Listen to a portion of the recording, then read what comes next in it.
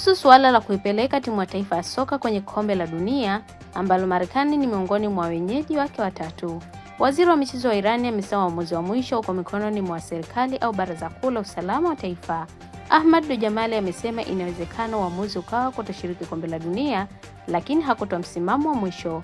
Kombe la dunia linatarajiwa kuanza chini ya miezi miwili ijayo. Aidha, waziri huyo alisema kambi ya timu ya taifa imepangwa kufanyika katika wiki ya 3 ya Mei katika nchi jirani na itadumu takriban wiki moja.